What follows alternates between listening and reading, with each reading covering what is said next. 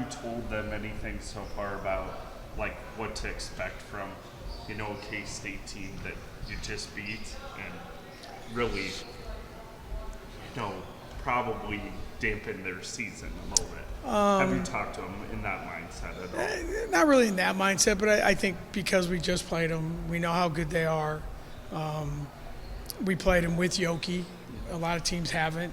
So I don't know that there's a whole lot of things that we're not prepared for. I think the bigger thing would be, you're going on the road. Their crowds have been good.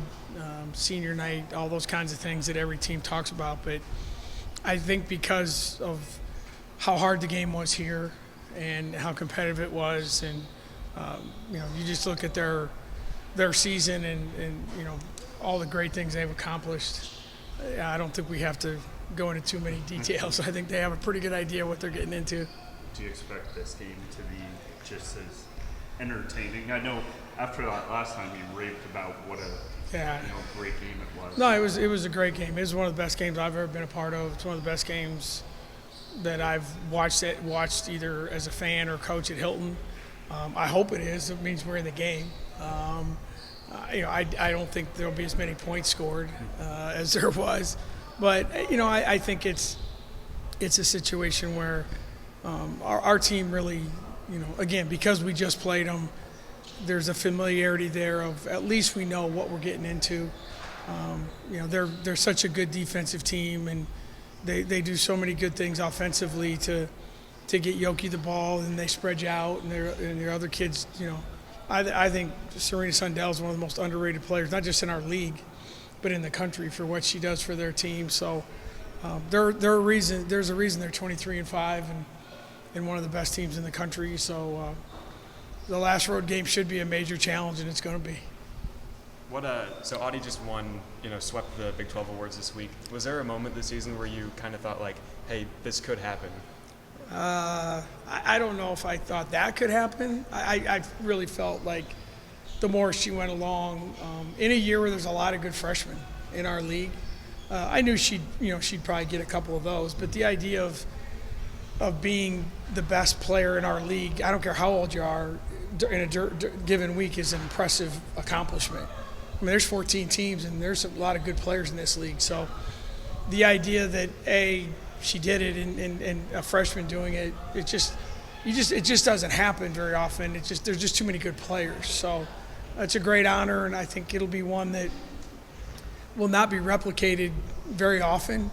I think that it's a great thing. And again, what I try and tell our players is those are really good things, and you have to play really well, but you have to win games. The reason she was Player of the Week and Freshman of the Week is she played really, really well, and Iowa State won 2 games. That's just how it goes. And I think when players understand that I still remember, I said to Bridget, if you want to be Player of the Year in our league, our team's got to get better. And those things go together. You don't see people getting awards very often on teams that aren't successful.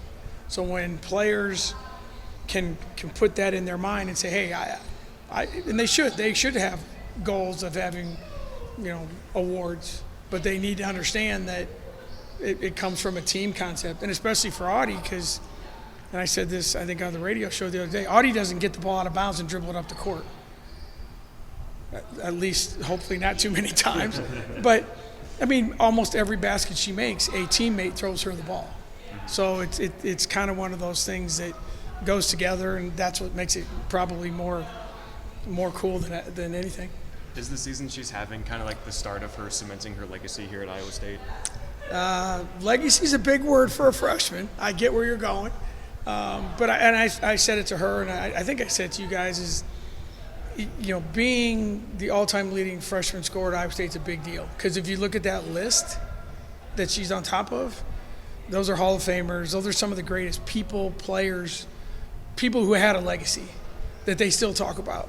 Now, yeah, that's in front of her, but I think we're a long way from using that word. But I think it's certainly possible, and I think it's certainly something that I think everyone will expect, and I think she expects it too. Has Hannah been the player you hoped she would be when you guys went out? No, better. She's been so good in so many ways, and I think it's, everyone talks about how hard it's been for our freshmen. It may be just as hard for her. I mean, you come in and you got one shot at this. The freshmen have 4 shots at it, and she's got one. She's just as new as everyone else. She missed most of the summer with a broken hand, and the way she's improved is really, she works really hard at it. She's very driven. She wants to be good. She wants to play on a good team. She wants to play at a high level. And I think where she's come over the last 6 weeks has been really impressive. I mean, she defends really well. She's playing as many, if not more, minutes than anyone on our team. So when you look at, well, how do you trust someone, believe in someone, look at their minutes. And she's playing a lot of minutes, and she's handled everything really, really well. And the adjustment that she's had to make has been very unique, and she's maybe has the hardest major of any kid we've ever had. So she's trying to manage that at the same time. So it's been amazing what she's done, and I'm really happy for her. And I hope she can look at her 1 year here and feel like it was as good as I hope we gave to her what she gave to us. She told me Emily was the first to reach out to her. Was Emily the one that discovered her then, or? Emily Hatfield found her. How'd she do that? Yeah, I mean, when we're at the end of the year, obviously we lost a couple players, so you're kind of looking through the portal and like, you got to find this. And Emily came into a staff meeting one day and said, Coach, there's this kid that's in, it's a Division II school, but look at her numbers. And I don't care what level you are, a made 3 is a made 3. And that's what we were looking for, and one thing led to another. But yeah, no, Emily Hatfield found her, and we got on it quickly and got her up here for a visit, and she decided she wanted to come. So it worked out with her.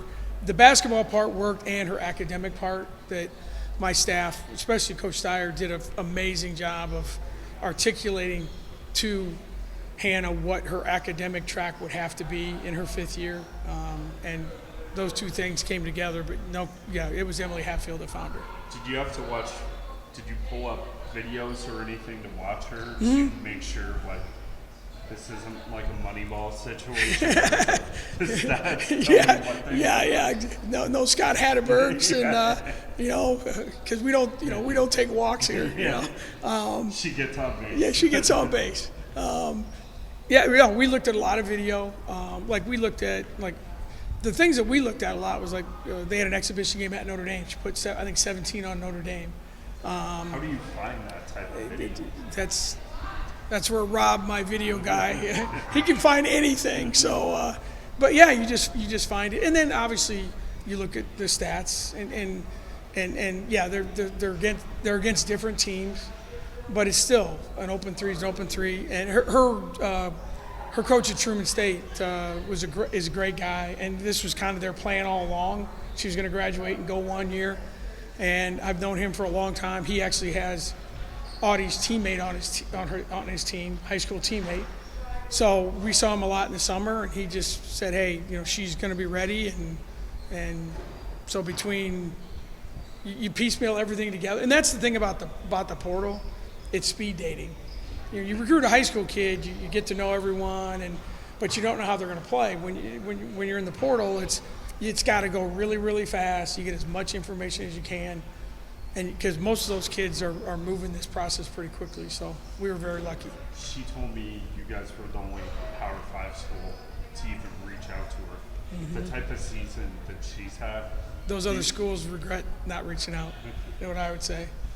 No, I mean she's. I think if you just watched her play, and obviously you guys have, you don't look out on the court and go, man, she's overmatched. It's just, you see it. I mean, you look at the Baylor men a few years ago, I think had a D2 or D3 guy. I mean, sometimes people get missed, and sometimes you look at a kid and it's like, okay, they're 5'8", and they're not the quickest, or they're not the biggest, they're not the strongest. Maybe they don't fit. Well, everything about life too is about a fit, and she fit us, we fit her, And like I said, I hope it's an experience that she's enjoyed, because she's been a true blessing for us. How would you describe Audie and Hannah as just people? Oh, well, Hannah, they call Grandma. Hannah's very bright. She's got a very dry sense of humor. A little understated, because I think you're still on a new team. Audie's everywhere, all over the place. She's when she walks in a room, it isn't too long and the room's coming to Audie. I mean, it's like yesterday. She went down to the state tournament, and Coach Dyer said within 20 minutes there's a whole section of people want to talk to her and want to get her autograph, and her personality just fits who she is, and she doesn't shy away from it. She is who she is. She's proud of it, and she's not going to change who she is, and I think that's a good thing.